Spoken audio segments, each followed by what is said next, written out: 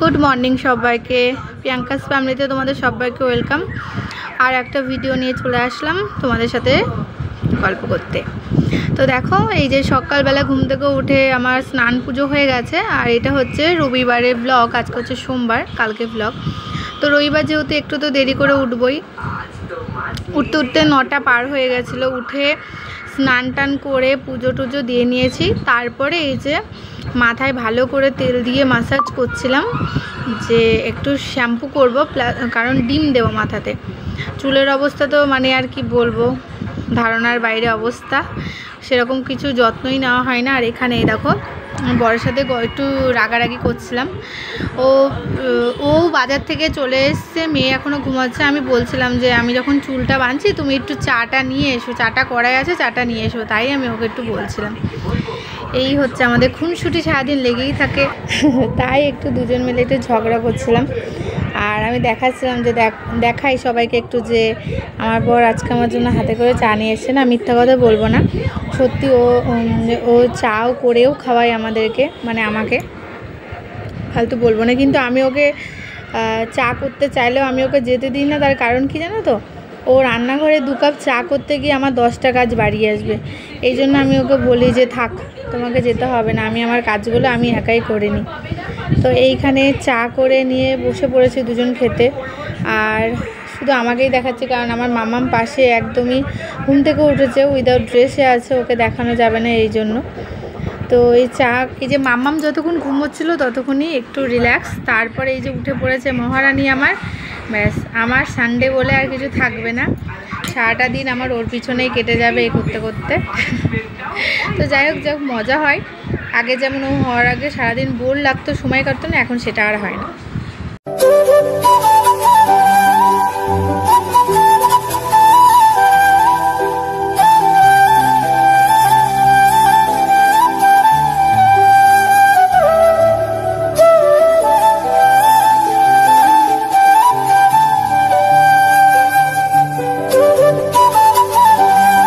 আমি না আর মাঝে ভিডিওটা করতে পারিনি, একদম রান্না বান্না করে দেখো খাওয়াও হয়ে গেছিলো। তারপর তোমাদের সাথে শেয়ার করছিলাম কি রান্না করেছিলাম, মাটন করেছিলাম, আর এদিকে উচ্ছে আলু ভাজা করেছিলাম। তো এই দেখো খাওয়া হয়ে গেছে এদিকে, তারপরে এই অবস্থা আমার। আর এই দেখো এখানে আমি একটু হাসাহাসি করছি, তার কারণ খাওয়া দাওয়া হয়ে গিয়ে তারপরে যে মাথার মধ্যে ডিম দিয়ে আমি এই অবস্থায় ছিলাম। তো এই জন্যই হাসছিলাম যে আমার মনেই ছিল না তোমাদের সাথে রান্নাটা শেয়ার করব। আর আমার মানে কাজ কমপ্লিট হয়ে গেছে, বাবা মেয়ে দুজনকে খাবার খাইয়ে দিয়েছি, ওদের পেট শান্তি করে দিয়েছি, এখন আমার শান্তি, সত্যি কথা বলছি। তো সানডেটা আমার এইভাবেই কাটে, একটু দেরি হয়। তো ওরা এখন দুজন শুয়েছে, তবে আমার মেয়ে আমার বরকে একটু ঘুমাতে দেয়নি, মানে জ্বালাতন, শুধু ঘুরতে যাব এই জন্য। তো এই যে তারপর একটু রেডি হয়ে নিয়েছিলাম, তো বিকালে বেরোবো বলে।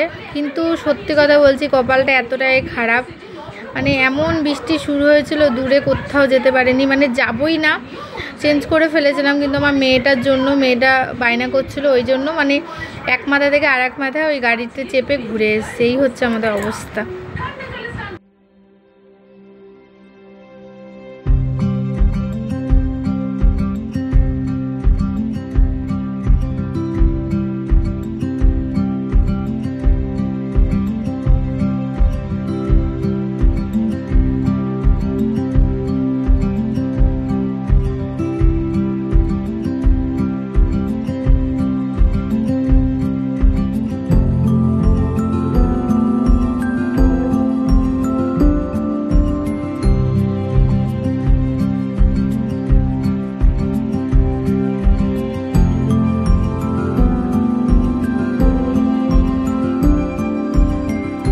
হলাম যে বরের সাথে ঘুরতে যাব।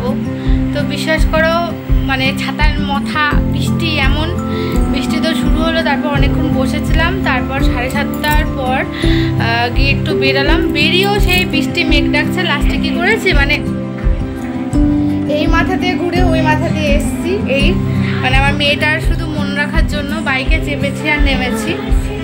মামা আমার একটা শুধু চকো কিনলো, ব্যাস এই।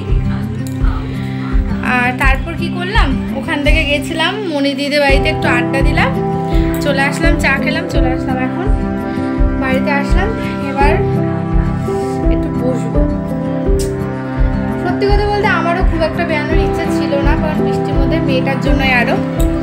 এখন একটু মেয়েটা আর আমি টিভি দেখবো। কি দেখবে বাবা? দাও, কেন মোটু দেখবে?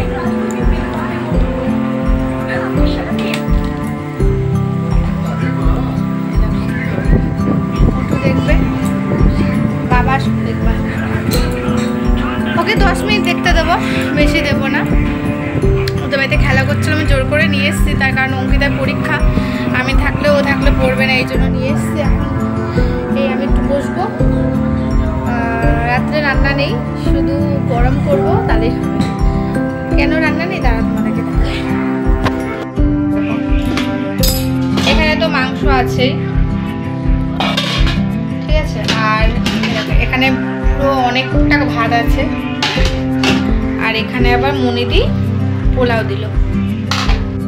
যে পোলাও করবো আজকে রাত্রিবেলাতে, যেহেতু মাটন আছে, পোলাও ভালো লাগবে, তো দেখলাম মনিদি দিয়েছে। আর আমার বর তো খাবেই না, ও মাটন হলে পোলাও টোলাও কিছু না, প্লেন সাদা ভাত চাই। যাই হোক, তো রান্না বান্না কিছু নেই। এখন আমি একটু দুধ চা খাবো, যেহেতু লাল চা খেয়েছি, দুধ চায়ের জন্য মনটা ডাকছে।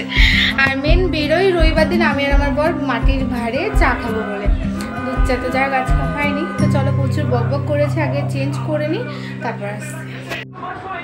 দেখো তোমাদের সাথে আমি এখানে একটা জিনিস শেয়ার করছি।